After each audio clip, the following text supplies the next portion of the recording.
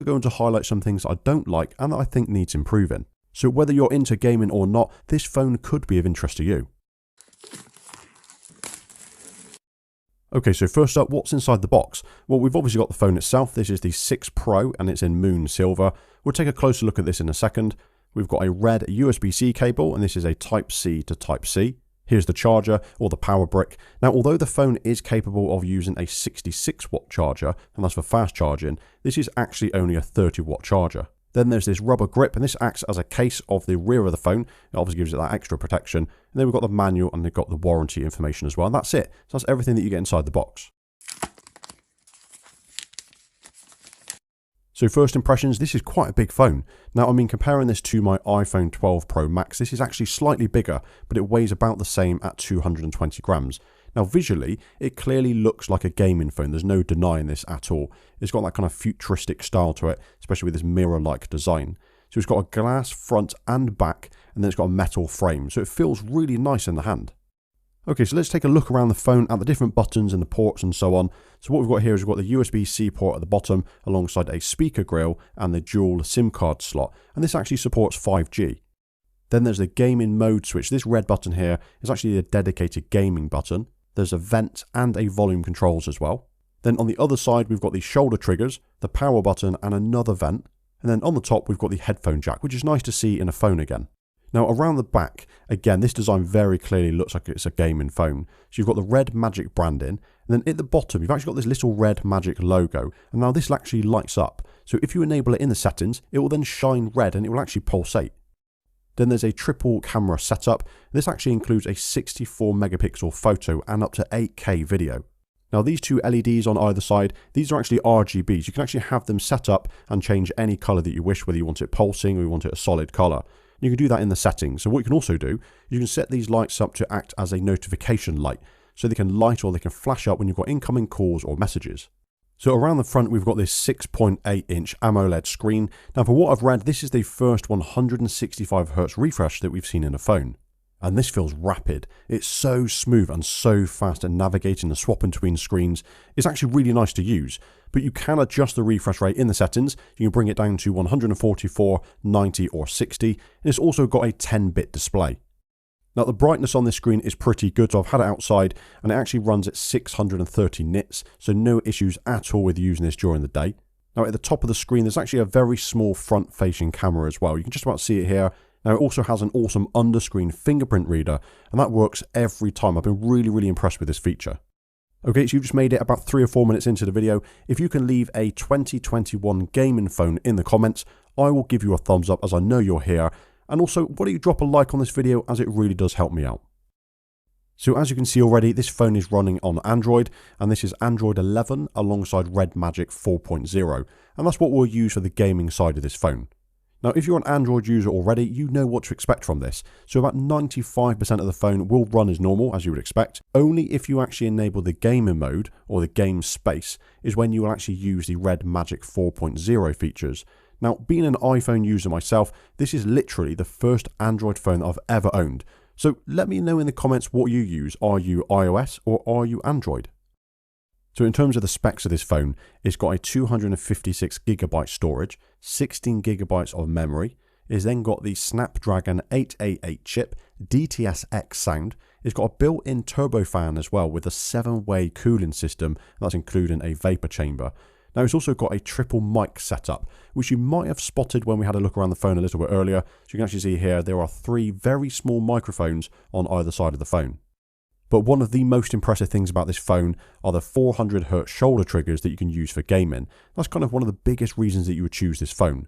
These little touch buttons act as an L and an R trigger that you would usually use on a controller. And there's practically no lag at all when using these. There's even a raised bit of the phone to rest your fingers on, so when you're not pressing the triggers, you can kind of just keep your fingers here out of the way. But to enable these triggers, alongside some other cool features, you actually need to first switch the phone into the gaming mode or the game space. So with most phones, you just open up a game. Let's take Call of Duty Mobile, and you will just play. Well, you can still do that on the Red Magic 6 Pro, but you'll want to make the most out of this phone. So the first thing you want to do is you want to flick this physical button that's on the side of the phone. Now this will put you into the game space. Now from here, it will actually show you what games you have installed already. Now, launching the games from this area will now give us an even more options available. Now, options you would never have realised you even needed when gaming. So there's the quick info like the CPU and the GPU alongside your network usage, changing the refresh rate of the screen, turning the turbofan on and off, recording games or blocking incoming calls. So looking at the shoulder triggers, and that's what we looked at before, you can essentially customize these two buttons that are on the top to click anywhere on the screen that you would like. So for example, if I had the left trigger and I wanted to use that as my aim, I would drag the little L over the aim button here, and then I would drag the letter R over the fire button. This now means when I'm aiming and I'm firing in the game, I don't need to touch the screen with my fingers to do so. I can actually just use the buttons on the top of the phone. Now, it also has a very small amount of feedback, and you can enable that. It's actually called vibration feedback. Now, you can just about feel it, but to be honest, you can hear it more than you can feel it.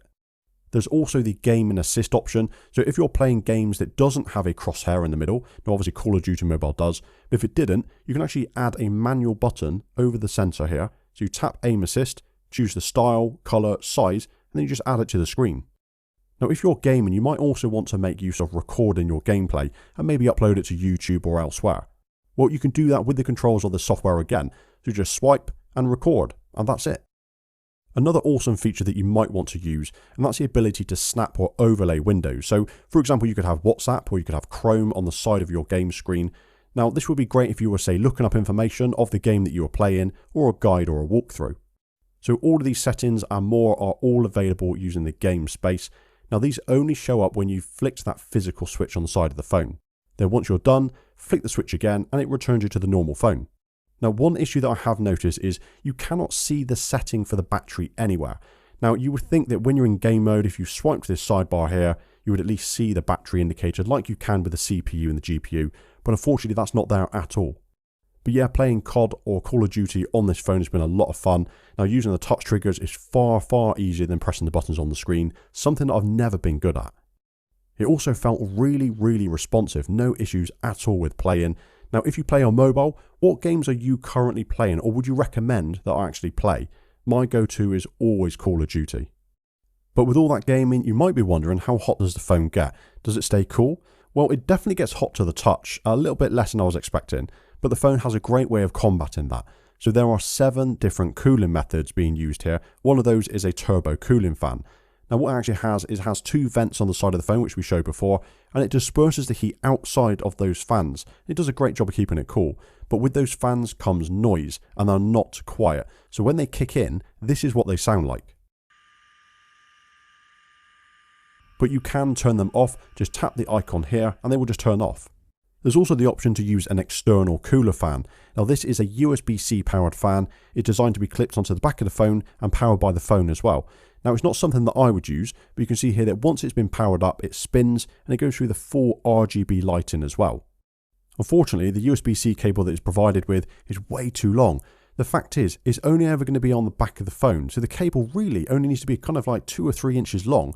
It doesn't need to be any longer than this. But this is what the fan sounds like.